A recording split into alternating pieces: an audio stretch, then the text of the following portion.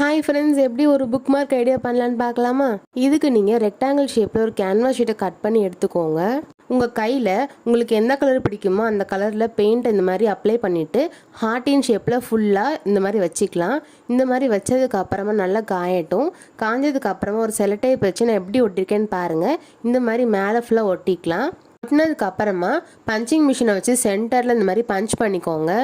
Punch பண்ணதுக்கு அப்புறமா உங்ககிட்ட த்ரெட் இல்லைனா ரிப்பன் கூட எடுத்துக்கலாம்.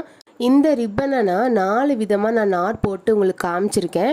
இந்த வீடியோவை ஃபுல்லாக பாருங்கள். உங்களுக்கு இந்த 4 நாட் போட்டதில் எந்த இது பிடிச்சிருக்குன்னு கமெண்ட் பண்ணுங்கள். எனக்கு இந்த 3rd ஒன் தான் பிடிச்சிருந்துச்சு.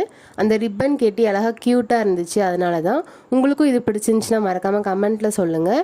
இந்த புக் மார்க்கை நான் ஒரு டைரியில் வச்சு காட்டுறேன். நீங்களே பாருங்கள் எவ்வளோ அழகாக இருக்குன்னு. இந்த ஐடியாவை நீங்களும் ட்ரை பண்ணி பார்த்துட்டு எப்படி வந்துச்சுன்னு கமெண்ட் பண்ணுங்கள். இதை நீங்கள் கிஃப்ட் ஐடியாவும் கொடுத்து பார்க்கலாம். ஏன்னா இதில் நம்ம ஃபிங்கர் பிரிண்ட் வச்சு தான் பண்ணியிருக்கோம். இந்த வீடியோ உங்களுக்கு யூஸ்ஃபுல்லாக இருந்திருக்கும் நான் நினைக்கிறேன். மறக்காமல் லைக் அண்ட் ஷேர் பண்ணுங்கள். முக்கியமாக சப்ஸ்கிரைப் பண்ணுங்கள். பாய்.